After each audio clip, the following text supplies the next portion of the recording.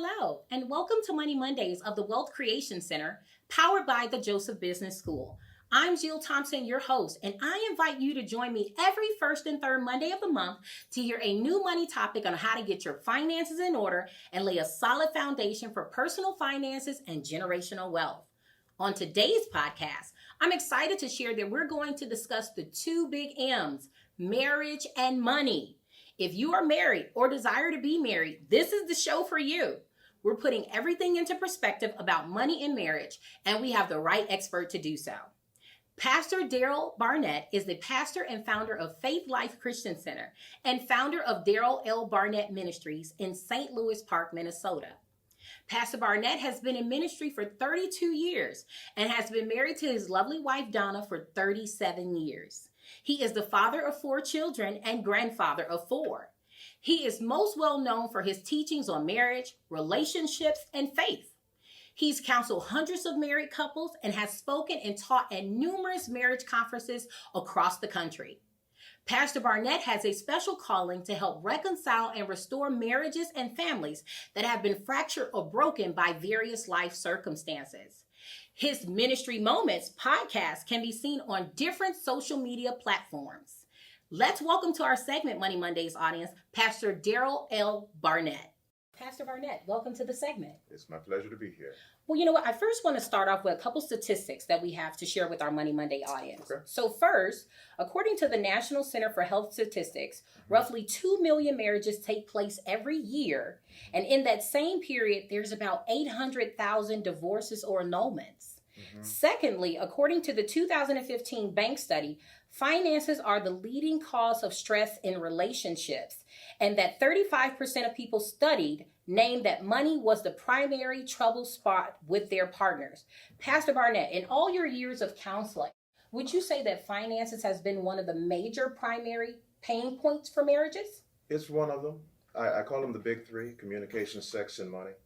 And they all kind of make their own impact individually and collectively. But certainly finances are a big deal because finances are a part of everyone's life, whether they are married or not.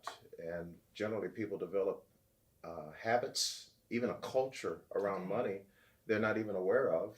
And so when they get married to another individual, it's, we call them, a mixed marriage? Because it's a mixed culture. Okay. How we treat and view finances is completely different. That's good. You know what? You brought up something that's that I've never thought about. Typically, when you're single, there's a way in which you're brought up about how you view money, and your spouse the same. And Right. now you have to bring the two cultures together Absolutely. in order to maintain a household. And it's a big deal. Wow. Because for some people, I have a friend, and he said his wife didn't believe that a bill was late until the pink slip came. Okay. So the white one, the blue one, the green one, it wasn't due until they, threatened to shut it off. Wow. Well, that's crazy, but in the household that she came from, was no big deal. That's just what they did. Right. It's a different culture. Yes. Big problem. So how can some of these things be avoided? Wow. When people are in a courtship, they're looking at each other's eyes, and that's wonderful. What T.D. Jakes calls them lips, hips, and fingertips. Okay. But what they need to be looking at is more of how that individual lives.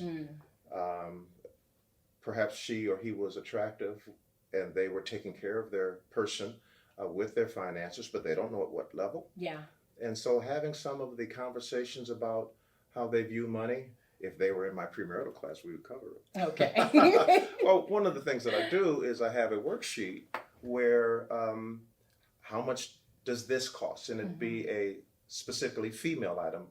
Female meaning how much it costs to get your nails done. Yeah. How much it costs to get your hair done. Yes. How much does a new pair of stockings cost or makeup cost? Well, no, most guys have no clue. Yeah.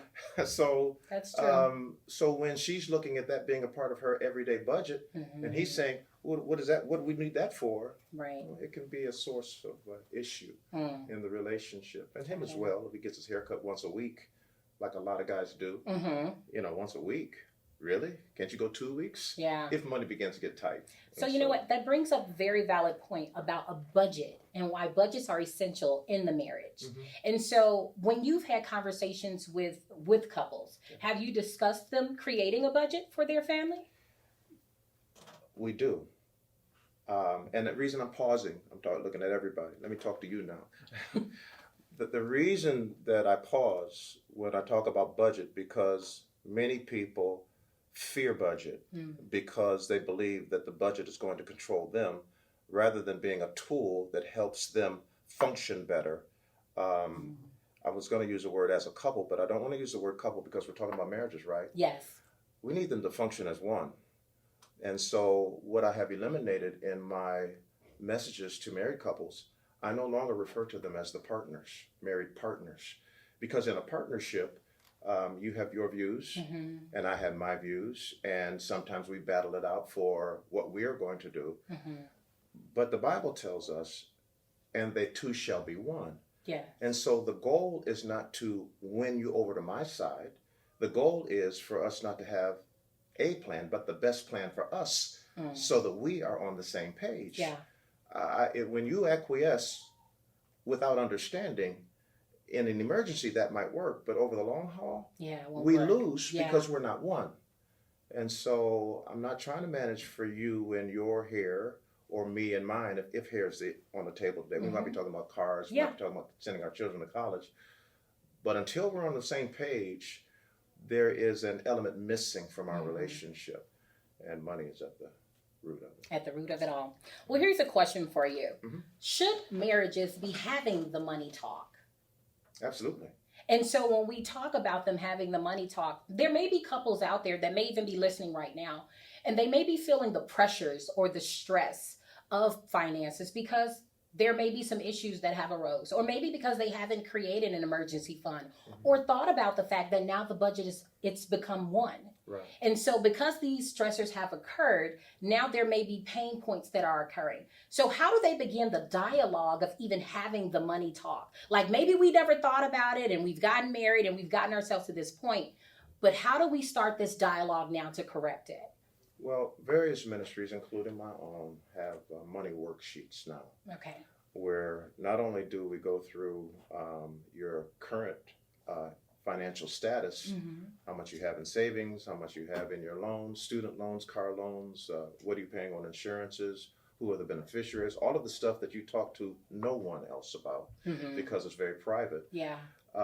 So that when a couple sits down, they don't miss any critical items. Okay. You know, and so that when we're married and it's the first week or month of our marriage and the bills start coming in, which they're going to do, I was like, what is this? You know, and so it's an opportunity for another conversation, but maybe not a healthy one. Yes. And so as much as they can disclose on the onset, it eliminates surprises. So what you don't want is someone to be taken aback by something that they weren't made aware of just because you hadn't thought of it. Yes. Or because in some cases you were ashamed of it because I didn't tell you what my student loan was, and how much I had agreed to pay. Or how much you're in debt. Right, Yeah, all those things. that's huge. I've had people come to my office and they've said I married the love of my life and their bills because of things that they found out afterwards. Yes. And so what about that couple who they've been married for a while now? And so because they've never had the money talk, it's kind of escalated to a point now where the thought of even having that conversation is so painful that it causes arguments and they no longer want to even talk about it. What would you advise that couple? How would you advise them? Well, I'll give you an illustration. Someone has had a broken ankle when they were a child, and it was never fixed properly. They didn't go to the hospital. And so now they limp. They get around just fine, but they limp. And they go to the doctor and says, Doc, can you help me with this? Doc takes an x-ray and he says, I can absolutely help you. I got one thing I have to do, however, that you won't like. I've got to re-break it in order to fix it. Wow. And so when couples, they want it fixed, but they don't want to go through the process of fixing it. And so would you rather continue to live with the limp? or would you rather go into that hospital room and get the procedure performed necessary so that you can be free for the rest of your life? Yeah. And so when the pain of remaining the same is sufficient, you will change. That's good. I think the information that you just gave is definitely essential. And I'm sure there's a couple who may be thinking, but just that analogy of, do you really want to keep limping, or do you really want to fix the problem? It brings me to a question, because I know that this is an area that a lot of couples kind of talk about. And that is, should they have separate bank accounts? So now that we're becoming one and there is this merger of your bills, my bills, there's no more separation. There's a oneness here that's taking place. Right. How do you address the bank account issue? Because some will say, oh, well, I have this just for my own little set aside things, or your face is like, yeah, I already know how this is going, Jill. Well, it's such a common Yeah. question and scenario. And I always ask them this question: did you get married? And I let it sink in, because the whole heartbeat behind a marriage is, and they two shall be one flesh. So either we're going to be one or we're not.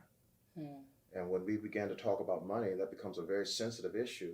And, because one makes twice as much as the other. Exactly. And they begin to believe that their voting power has twice as much leverage as the other, because they earn more.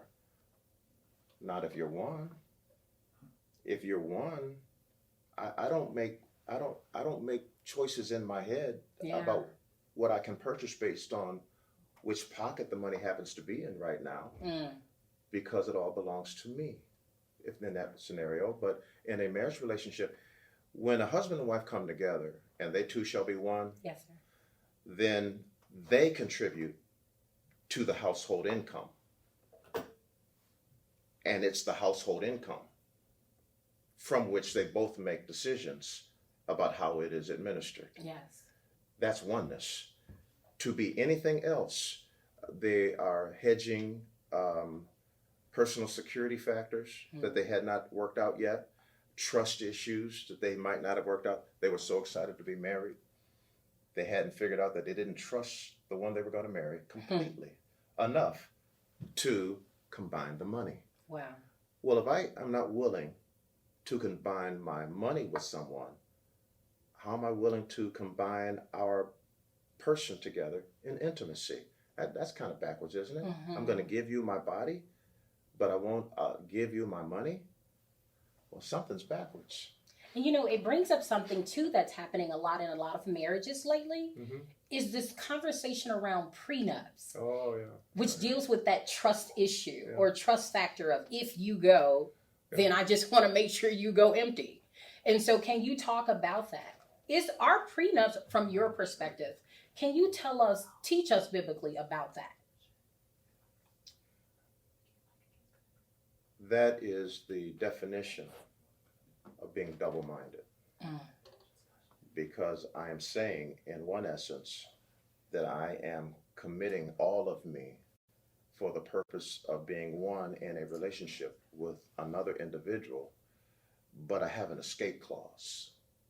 And so how can I commit to you for life unless you treat me wrong one day and I decide I don't love you anymore and I want to go, but I want to hedge my bet? That's the definition of being a double-minded person. And the Bible says a double-minded man is unstable in all of his ways. Let that man think he'll receive anything of the Lord. And so it positions the relationship in a position of compromise from the onset. For example, and I've had so many people that I have counseled through this scenario. Some have taken my advice and some haven't. If the ones that had not taken my advice and determined that a prenup was ungodly, then they don't recognize the devastation on the person they're asking to sign. I want to make certain that if you ever leave me, you don't get a dime, or whatever it is. And usually it's like that. Yeah. It's never, we're going to divide the resources amicably or anything like that. It's that if this happens, I'll take care of my children, but you, it's really hard. And so it's like slapping someone saying, and then saying, I love you. And the sting of the imprint on my face is still there. And when you do that leading up to the altar, it just provides a atmosphere that is unhealthy. And so the person who perhaps is a stay-at-home mom or stay-at-home dad, whatever, in this day and age, they continually walk on eggshells. Even when they voice themselves in a pronounced way, they know that if they ever cut you loose, then all of these things are lifestyle. It's terrible. It's terrible. For those of you who are just tuning in, today we are covering the two big M's, marriage and money. And we have Pastor Daryl Barnett of Faith Life Christian Center who's here, and he is giving us all the wisdom nuggets in order to get our marriages and our families in order. Pastor Barnett. Praise the Lord. Thank you. So can I ask you this? Should there be an emergency fund?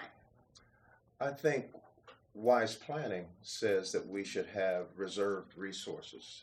I don't like emergency fund. I'm believing there will be no emergencies in my life. Amen. But we know John 10:10, thief comes not before to steal, to kill, and to destroy. So in case he raises his ugly head, we want to be prepared so that our home is not in shambles as a result. Okay. Can you talk about what happens emotionally in a marriage when there are circumstances that arise that affect the finances?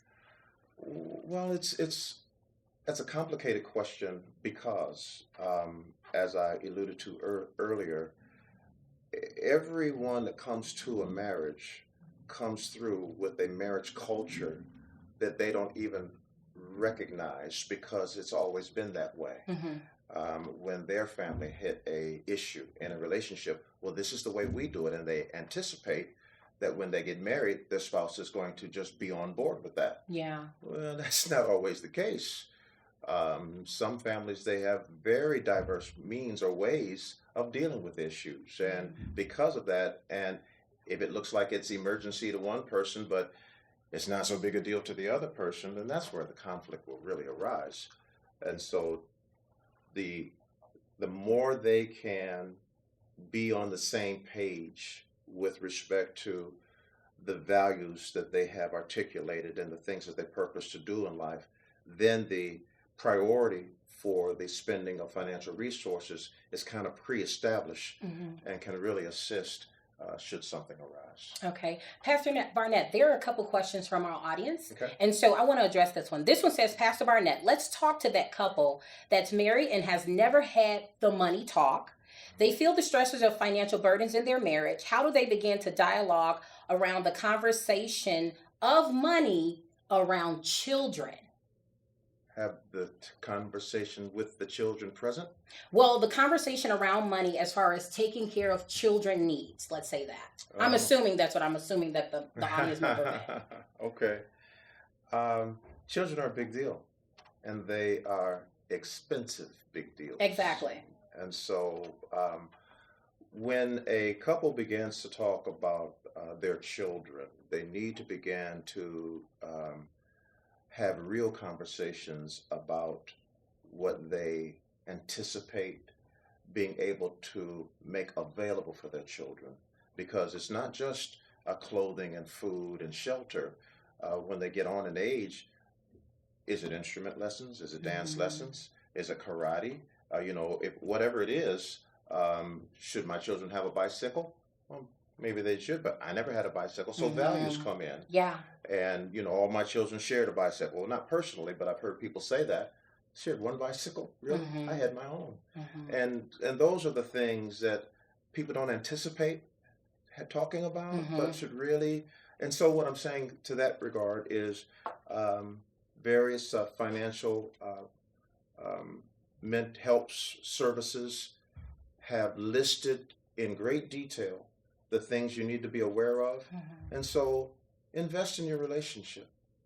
Invest in your relationship. Go out and find the resources that you need, the check sheets, and go through the test and the conversations that are recommended so that at least you can cover that ground. And even if you don't agree on everything right now, at least you're made aware of how your spouse thinks about the areas that you have never talked about because they never came up. And now you can have the sidebar conversations to fill in the blanks and come to oneness as time goes on, rather than waiting for the ball to drop.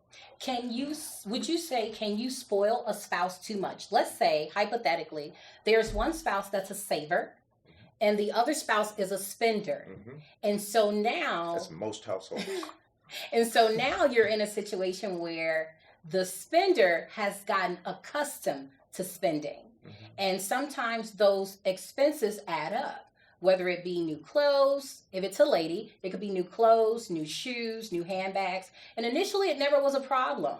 But now it's getting to a place where it is affecting the finances, where you once were in the green, now you're slowly trickling into that red area. Sure.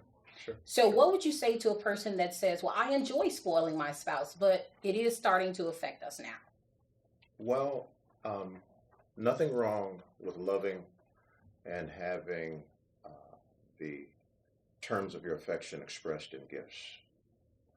When we're talking about a healthy financial home, however, we do our finances together. And that doesn't mean that we both sit down when it's time to write the checks, but we are sufficiently organized where the money that has come in this month, we share as a part of our culture at home that we're developing because we're financially responsible. And we talk about what the mortgage or the rent is or the taxes are if we own our home. We talk about what the utilities cost. We talk about, we're sufficiently organized, particularly now with everything digitized, you know where everything goes. Yeah. And we talk about how much we spend in entertainment and food and so forth.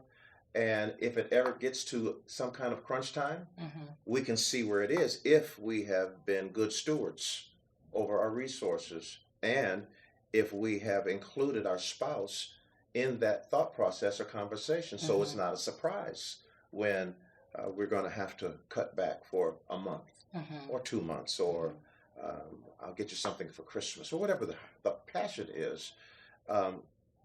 The biggest problem is lack of communication about everyday money along the way. Yes. That causes people to get caught up. Well, there was one of our audience members who actually submitted a question, and she talked about the fact that in her relationship, they have gone through a period where although that there is spending that is taking place, it is now to the place where now one of the spouses has lost their job.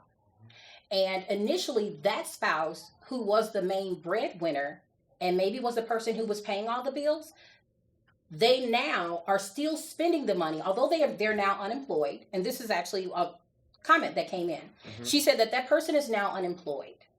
And so now she's the breadwinner. And so although initially he maybe was making 2 times what she was making, he's still spending money out of the account as if his money is still contributing into the account. And so it has caused a rocky place where she has gone through even signing documents to start the divorce process. And so she submitted the question, I'm assuming, to seek some help and guidance. And so she's like, what should she do now to have that conversation with her spouse about the spending? Although he wants to maintain all the money in the books and the checks and everything else. Okay. So you're firing off a lot of buttons for me. Okay. Because I don't know how we got from irresponsible spending to divorce. Perhaps we went from irresponsible spending to financial education or even some drastic steps, which would be taking that responsibility and putting it into her. And I know that could be a fight. I got that, but send them to me. Send them to counseling. What they really need is counseling because we're not trying to solve here for who's right, but what's right. Yes. What's right for us. And you cannot continue to spend monies that we don't have. Either you're depleting our resources and we will not have anything for a rainy day, or you're going to drive us into the poorhouse and now we're going to be sued by everybody whom we bounce checks off, which, by the way, is illegal. And so the husband really needs some kind of intervention because he's dealing with self-esteem issues and challenges. He might be trying to keep up appearances to his friends and what have you, which is really sorry. But they need some intervention. And so right now, my first comment would be she needs to go to her husband and say, the money that you're spending is not there like it used to be. We must stop. And so what do you do when you're in a relationship like this where there is one person who's primarily taking care of the bills? How do you begin to have that dialogue where now the bills are not just taken care of by one person, but this becomes a joint thing? I think it becomes something that they begin to plan together. Bills, all of them are cyclic. They come in at certain times of the month. And so they can start by putting a chart. This is when the car insurance comes out. This is when this thing. And so begin to look at it so that the ebb and flow of our finances based on when bills are coming out becomes common knowledge. And so if we're looking at buying a new car and it happens to be around the 15th, it's oh, that's right. This, and this is going to come out this time. Maybe we should wait till the 20th of the month when some funds are replenished. And so just a open awareness of where our funds are and what is happening to them because of our lifestyle becomes huge in settling a whole lot of arguments. That's good.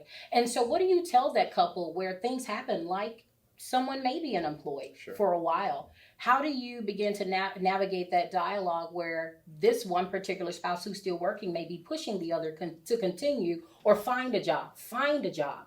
Would you say, speaking, let's say, for a lady where initially she may not have been providing for everything and now he is unemployed, what would you say as far as the dynamics within that relationship?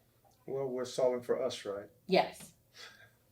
If we're solving for us, then we have to make certain that we are doing fine and our joint priorities based on a priority. What are the priorities of our things? And some things you can't avoid. Yes. We need to put gas in the car so that we can get to work for the jobs that we have. Yes. We need to put oil in them.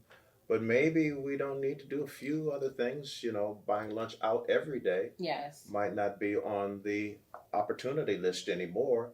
Maybe we take a lunch for 4 days and buy the lunch out once. Just changing our lifestyles to protect us. Because that's what we're fighting for. When people really began to have these financial challenges like you're expressing right now, what we're seeing then is personal development.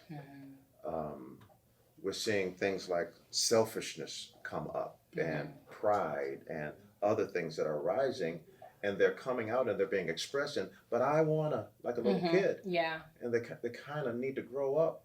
And that's hard to tell somebody who's 35 or 45. But when you rephrase it as, in order for us to reach the objectives that we have decided were important to us together, then we have to alter our pathway because of these things. Okay. Let's switch gears a bit. And so there may be a couple who may be listening and they're recently married. So let's talk to that younger couple. They're kind of a newlywed. And so they're planning for children.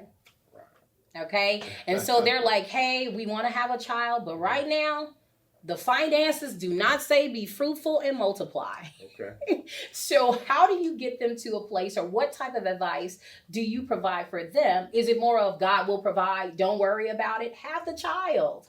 Or what would you say? Should there be some planning that goes in place financially before the child comes? Well, sure. Okay, you're pushing some more buttons now. Oh, goodness. So, but let's do this. Let's say if that individual, they want children right now, but they say it is not in the wallet right now. What they are doing is they are choosing their current lifestyle over their future with children. And so they can do one of two things. They can adjust their lifestyle so that it can accommodate children at the level that they believe is appropriate, or they can postpone children. It would be a mistake to simply have the children and say, God will provide. God is a planner, I believe. God Yes, plans I agree. children. And very So, strategic. very strategic. And so if the money is not there, what could we effectively cut back to have children? And, if a child arrives and we had not planned, Yeah. we're going to do something, right? Yes. The child is going to be here. We'll make the adjustments. And so if they love each other and their mission in life is to have children, I mean, that's a part of who they are, then they'll make the necessary adjustments and they won't miss the other things one bit. The child will fill the void. That's good. That's good. And so we know that Satan uses financial issues oftentimes in order to cause an issue in marriages. And so what can a couple do to Satan-proof their marriage financially? To say, I call it Satan-proof. Satan-proof. That's a pretty good term right there. Be covered with the blood of the Lamb, Jesus Christ of Nazareth. There we go. Put it on the doorpost. Right. The enemy thrives on darkness. Darkness is lack of communication. Darkness is selfishness. I'm not going to allow you into my space. Darkness is I listen to my mother more than I listen to you. That's when darkness comes in. But when light comes in, darkness flees. And so if I'm going to Satan-proof my marriage relationship, all things are in the light. So when I go home, my phone is unlocked and uncoded and on the desk. Not because I do it for a reason, but because I don't have an issue like that. Yeah. And I take things out of my pockets and I put them on the dresser, and I'm not worried about being $100 short in the morning, $100 short, or $20 short in the morning, or not worried about a credit card being moved or taken on a shopping spree. Right. Something's arriving from Amazon tomorrow. What is this? Yeah. And so when the light is there in a relationship, darkness can't get in. And so for all of these relationships, and they're trying to manage people say, well, I don't want to lose me and when I get married. Well, then don't get married because you will change. Yes. So let's talk about this reconciling and restoring things back to the way that they are. Can you talk a bit about forgiveness and how essential is the forgiveness part in restoring the relationship or forgiving the spouse for things that they may have done? Yeah. Most Christian, most of the people that come to see me are Christian. And when we get to the forgiveness area, most of them don't understand forgiveness. They've heard of it, but they don't understand it. And because they don't understand it, they began to define it by worldly terms and observations. Everybody has heard the term forgive and forget. Well, I can't ever forgive and forget. Not because I don't want to forgive. Number one, that's not a biblical principle. And number two, the Bible says that the enemy will remind me of everything. So I need to cast down imaginations and every high thing that exalts itself against the knowledge of God. Yes. Bringing into captivity every thought to the obedience of Christ. Yes. That's how I manage my memory. Because whatever you did to me in the past, or I thought you did, or I was wounded because of how you felt or saw a thing, the enemy will remind me of that area to cause there to be pressure, to keep us apart. If I forgive you, then when the memory comes back, I only go back as far as to remember that I have forgiven you. Okay. So I don't replay the episode to bring the same angst and hardship up in my mind. And that's a discipline. The scripture. I can preach. I don't know if y'all want me to preach. No, go ahead and preach. There may be someone who needs this right now. Mark 11:25. And when you stand praying, forgive if you have aught against any, so that your heavenly Father will forgive you your trespasses. So the whole heartbeat behind forgiveness is not because someone apologized or even said, I'm sorry. But I recognize from that text that when I forgive, it opens heaven for me. And so whatever I'm holding against you is not worth me missing heaven over. Yes. Well, that's huge. So now my relationship with the Lord is covering me in the area of hurt, ought, and other challenges. And because I have chosen to forgive you, heaven is open for me in my prayers. And it's not that you get I would say, get out of hell free card. But what I'm saying is, if we're in a genuine relationship and you've done something that has hurt me and I effectively communicate that has wounded me, then you're just as remorseful about having done it, perhaps unaware, as I was having received that challenge. And we began to work at it because most times in a marriage relationship, they don't even really realize how they wound each other. And that's because they don't know each other enough yet. But when, for example, a couple recently, and they're not in this state, I don't know what state this is reaching. Okay. But the woman began to share how all men are dumb. And thank God that she was taught by a strong woman that could fix some things in the household. Now, her husband works every day, comes home every day, plays with the children, and doesn't drink, smoke or chew or go with those that do. Yeah. But he's a man and he likes to do fishing and whatnot and so forth, or whatever it is. And he said, well, he's still he just kind of does his thing, but I run the home. And I never would give it to him. Give it to him in terms of the responsibility to pay the bills and so forth. And he tolerates it. And she thinks that he needs to just accept it because it's the truth. She has no idea how deep she's cutting him. Wow.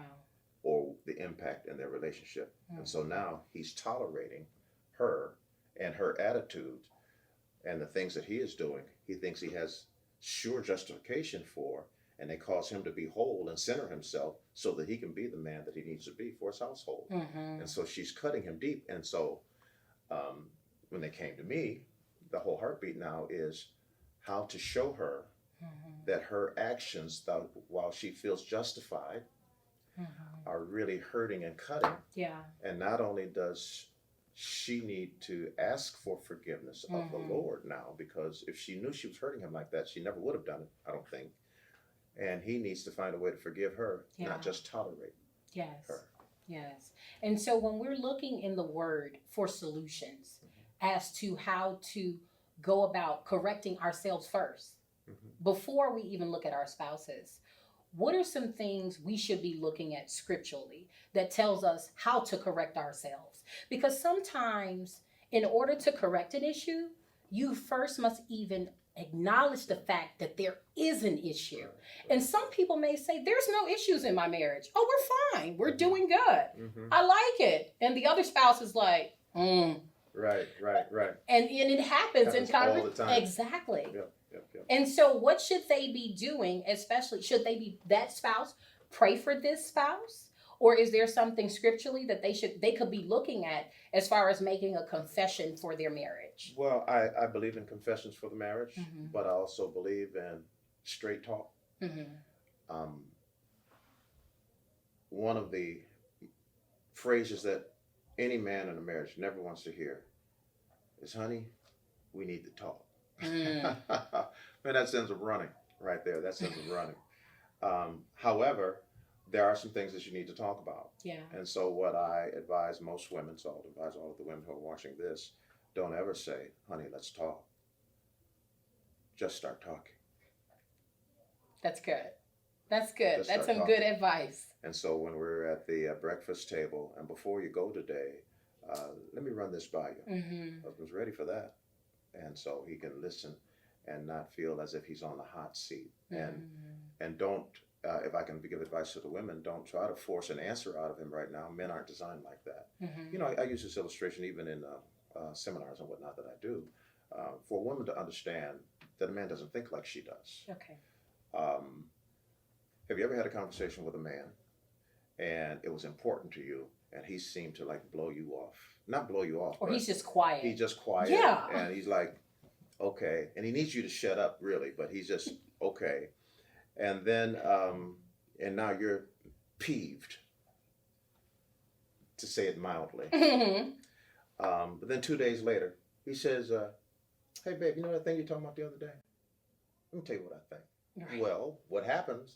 And you say, now? You're done with it. Now, well, he's processed it. Okay. Because that's the way he has been designed.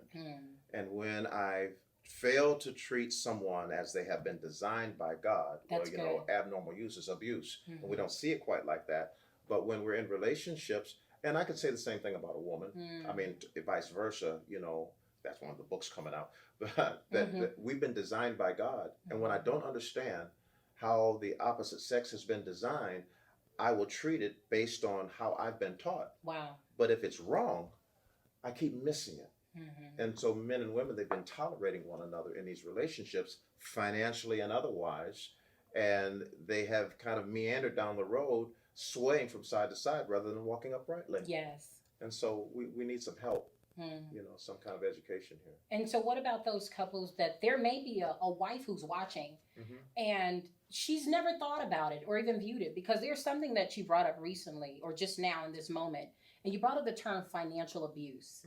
Sometimes financial abuse occurs in households where there is a one income household. Oh, absolutely. And so because he is the provider, I'll tell you what to spend it on. I'll tell you what to do. And she may be saying, I want to have that talk, or as you just told her, don't say I want to have the talk, just talk. How do you help that person as well, as far as I'm in a situation where I really contribute nothing? Do I really have a voice financially? I beg to differ with the perspective I contribute nothing, because we are building our home. That's good.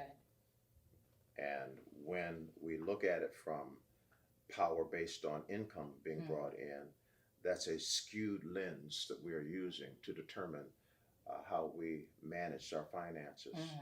So if we do the real work and look at we are contributing our all to this relationship, to this home, and this home might include 3 children and a dog. I don't know what it does, but if the wife is not at home, if you will, doing that, and when he comes home to nothing, and he's so proud of his children when they do great things.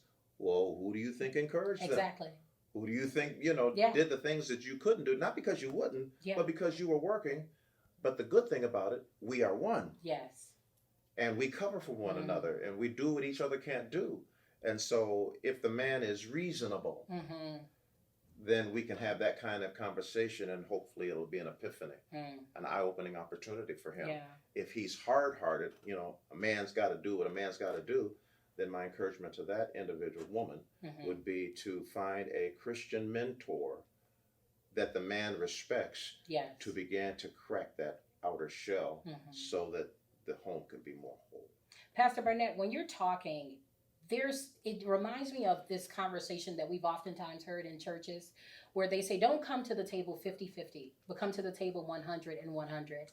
And do you believe that people are not whole, meaning I'm 100 and he's completely 100, in a way where we can now talk and this 100 becomes one solid 100 that's leading to the financial issues that are having?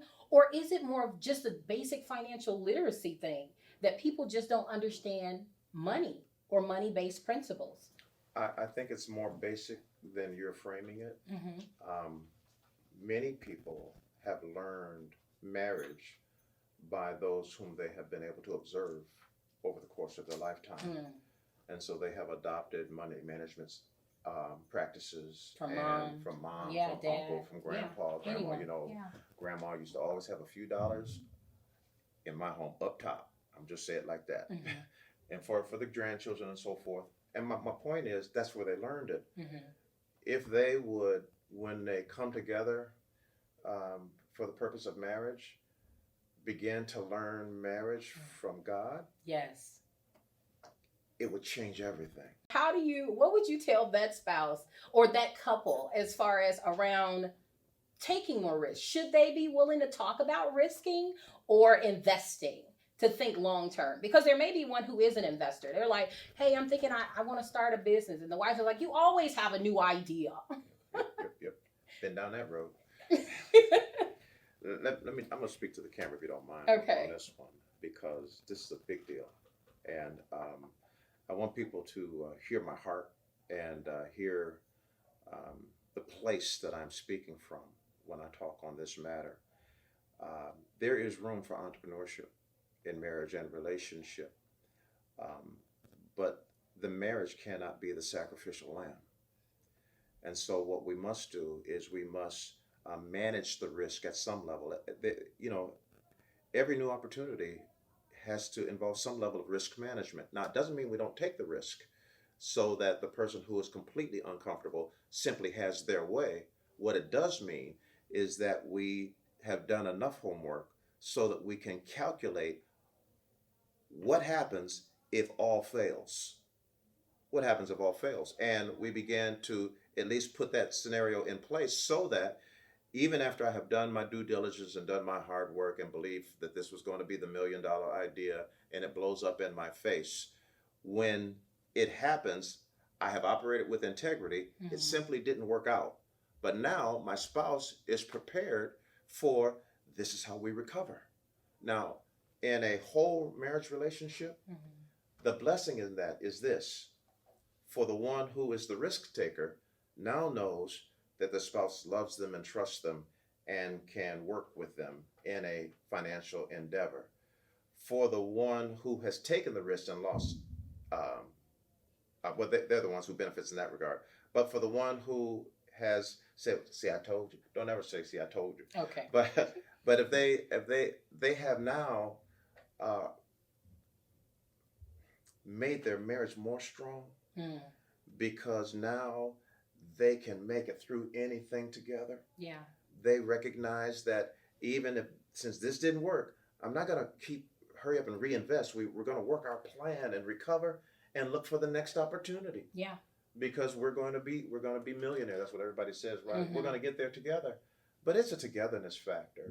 And if you function together, not just, well, you'll see, I'm going to show you. Those aren't grown-ups talking. Those are children. Yeah. And Pastor Barnett, there are some books that you have coming out. I do. This fall, actually. This fall. Can you tell our audience about them? Lord have mercy. These have been a labor of love. The first is on the combined family, and I don't have working titles yet. We're really at the final line, and we've got some working titles in place. I don't want to give them out because I don't want you looking for the wrong thing. Go by my website. Right now it's faithlifecc.org. And look for the books coming out soon. But on the combined family, I was raised in a combined family of sorts. My mother is one of 16 children. She was the middle child of the first set of children, but her mom passed when she was very young, so she was raised by the mother, effectively now the oldest child of the next 8 children that would be born to my grandfather. I've got a lot of cousins. And so watching the dynamics as I was growing up, sometimes complicated, sometimes I didn't understand, but my mother seemed to be on both teams. She seemed to be on the team of the older set of children because she was their younger sister, and she was the big sister to the younger set. Mm-hmm. So she got in on all of the little conversations about the other side that I would hear at the kitchen table, depending on who was in town visiting. Yes. In addition to that, we had people in our home like Grand Central Station. Somebody always lived with us. And if you don't think that impacts a home and the challenges around a home, and many people, thank God it was a loving and Christian home, not always silent, I'm just saying in terms of the volume of people's passion, but it created enough of a background for me now, and I have 4, we always say, we have 4 children, my wife and I have 3. I have an older daughter. And so it's a combined family situation again. And the dynamics from having that is affecting so many homes, most homes that I'm aware of, and nobody's talking about it. And because of that, the Lord has given me scripture, hopefully wisdom and understanding, to put it in a progression so that if you have been married or gotten married and you're bringing along your son or your daughter or you have these children and you get them on the weekends, that affects our home. Yes. And I've just been talking about it in what I think is a very practical way that I think could help a lot of people. And I think that that's excellent because, too, there may be someone who's watching who has a combined family, or now they've moved on and they have a new spouse, of course, that is the combined family. Right. but this spouse may have other financial obligations. Let's say that there's child support or even alimony. Child support is real. Yes, it is. It is it's very real. And it may be a burden in some financial situations. Sure. And so it affects homes in many ways. And so I'm glad that there is some content that they can actually latch on to that'll help them through navigating through that process. The important part about that is the child is innocent. They didn't ask to be here. Yeah. And sometimes we, or the non-blood parent, how could I say that? The non-birthing parent, whatever, can be angry at the child. But remember, the child comes from a different culture because they're with their other parent half the time. And so they want to bring in the rules and regulations of that household into this household. And, oh, by the way, you're not my mama. You know, all kinds of things can rise up. And if we're not taught on how to manage and navigate those pathways, they can be some real challenges and issues. And what's your secret sauce? You and your wife have been married over 37 years, correct? Amen. Absolutely. What's the secret to your relationship? Have you guys ever had any financial issues within your own personal marriage? Well, I've been blessed. Certainly we have had financial issues. When I say had financial issues, we couldn't get the car we wanted. You know, and that's different than being kicked out. Of course, yeah. Yeah, that's so. I've been blessed over the course of my life. I was taught a work ethic by my mom and dad that I've never lost. So we made a decision early in our marriage where my wife was a licensed nurse. She's let that go now. But when we began to have children, we decided that she would stay at home and be with our children. Because that's the value set that we wanted. I was talking about the husband and wife talking. And so I did not begrudge anything of the second income. And nurses make good money. I didn't begrudge any of that. And by the same time, I was paying child support, you know, because I had the other child over there, you know, and so forth. And it sounds like a heathen, doesn't it? No, it does not. But it was life. It was life for us. And so we made the adjustment. God has been good to us.